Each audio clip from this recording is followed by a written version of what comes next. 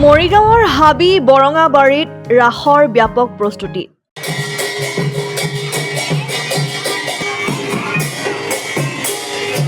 মাজতে আৰু এটা দিন, তাৰ পিছতে কৃষ্ণ বন্দনাৰে মুখৰিত হৈ পৰিব অসমৰ আকাশ বতাহ। আঘোণ মাহৰ পূৰ্ণিমাৰ পৰা আৰম্ভ হ'ব ৰাসলীলা। ইতিমধ্যে ৰাজ্যৰ প্ৰান্তে প্ৰান্তে ৰাস উদযাপনৰ বাবে ব্যাপক প্ৰস্তুতি চলিছে। উজনিত যদি ৰাসৰ বাবে ভাৱৰীয়াই কংসৰ বচন দৈৱকীৰ বিলাপ আওৰাইছে, নামনিত আকৌ খনিকৰে শেষবাৰলৈ তুলিকা বোলাইছে ৰাধাকৃষ্ণৰ পৰা বিভিন্ন প্ৰতিমূৰ্তিত। উজনি আৰু মধ্য অসমত যিহেতু মানুহৰ দ্বাৰা ৰাস পৰিৱেশন কৰা হয়, সেয়ে মৰিগাঁৱৰ হাবি বৰঙাবাৰীৰ নামঘৰসমূহ মুখৰিত হৈ পৰিছে খোল তালৰ শব্দত।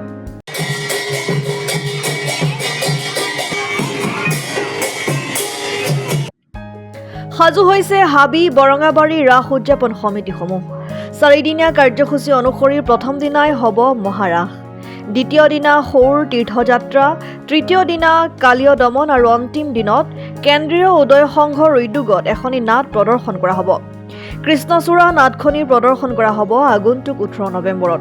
কি কৰিম মানে আমি দেখিছোঁ যে আমাৰ সনাতন ধৰ্মৰ অসমীয়া সমাজৰ লগতে গোটেই সমগ্ৰ ভাৰততে এই উৎসৱটি পালন কৰে, এই ৰাস উৎসৱটি মহোৎসৱটি পালন কৰে। এইদৰে আমাৰ বট্টদৰাৰ যি সংস্কৃতি, সেই সংস্কৃতিৰ লগত একেলগে লগ লগাই আমি বট্টদৰা সংস্কৃতিৰে আমাৰ এই ৰাসভাগ সদায় আজি ধৰি প্ৰায় আমাৰ ইয়াৰ পৰা 100 বৰ্ষ পাৰ হৈ গৈছে। ইয়াৰ আগতে 100 বৰ্ষ পালিছে, তাৰপিছতে এতিয়া আমাৰ পাছৰ যি 100 বৰ্ষৰ পাছত যি অনুষ্ঠান হ'ব, সেই অনুষ্ঠান আমি পালিবলৈ গৈ আছোঁ। এই বৰ্তমানলৈকে আজিলৈকে আমাৰ ইয়াত যিটো পুৰণা সংস্কৃতি, আমাৰ ইয়াতে যিটো গুৰুজনৰ সংস্কৃতি, সেই গুৰুজনৰ সংস্কৃতিটো মানে সুচাৰুৰূপে ৰাখি, তাত কোনো বিঘাত নজন্মোৱাকৈ ৰাখি গুৰুজনাৰ যি পৰম্পৰা, সেই পৰম্পৰা অনুসৰি এই ৰাসভাগ পতা হৈ আছে আজিলৈকে। আজিও আমি হাবি বৰঙাবাৰী শংকৰী কলাকৃষ্টি বিকাশ কেন্দ্ৰ অৰ্থাৎ হাবি বৰঙাবাৰী আঞ্চলিকৰ ৰাস মন্দিৰত প্ৰতি বছৰে 3 দিনীয়া আৰু 4 দিনীয়া অনুষ্ঠানটো পাতি থকা হৈছে। কোনোবা বছৰ আমাৰ যিখন থিয়েটাৰ হয়, থিয়েটাৰখন নাপাতে, তাৰ ভিতৰতে ৰাস হয়। প্ৰথম দিনাখন, দ্বিতীয় দিনাখন এখন অসমীয়া ভাওনা, তৃতীয় দিনাখন কালীয় দমন আৰু চতুৰ্থ দিনাখন এখন থিয়েটাৰ হয়। ঠিক তেনেকৈ পৰম্পৰাগতভাৱে এই অনুষ্ঠানটি আজিলৈকে চলি আছে।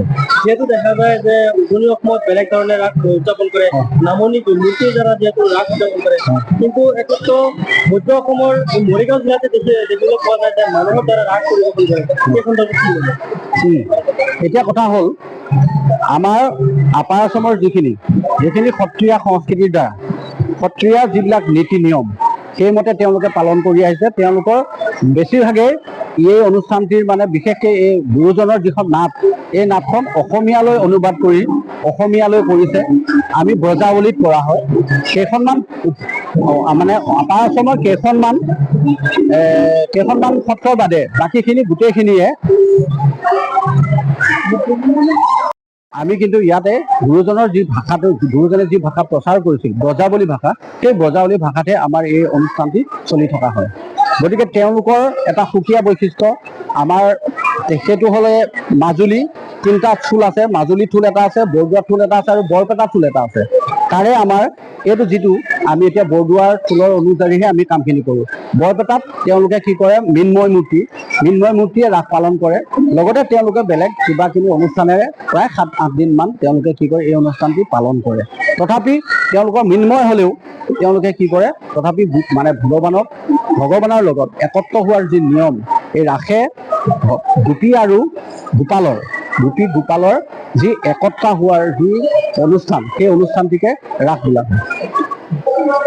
মইৰাবাৰীৰ পৰা নছিদুৰ ৰহমানৰ ৰিপৰ্ট, অসম টাইম। ঘৰত আনন্দ আৰু সম্পৰ্কৰ চমক বজাই ৰাখিবলৈ জৰুৰী হৈছে সকলো আনন্দময় মুহূৰ্তত মৰমৰ উপহাৰ দিয়াটো। সেইবাবে মধুশ্ৰী জুৱেলাৰ্ছে আনিছে সকলো ৰঙীন ক্ষণৰ বাবে বিশেষ গহনা। হীৰাৰে হওক, সোণৰে হওক বা ৰূপৰে হওক, শ্ৰেষ্ঠ ডিজাইনছ আৰু হলমাৰ্কযুক্ত গহনাই ৰাখে সম্পৰ্কক নিখুঁত। তেনেহ'লে আজিয়ে আনক আনন্দ মধুশ্ৰী জুৱেলাৰ্ছৰ সৈতে। যোগাযোগ কৰক 7028000341 নাইবা ভিজিট কৰক LNB ৰোড, নলবাৰী, অসম।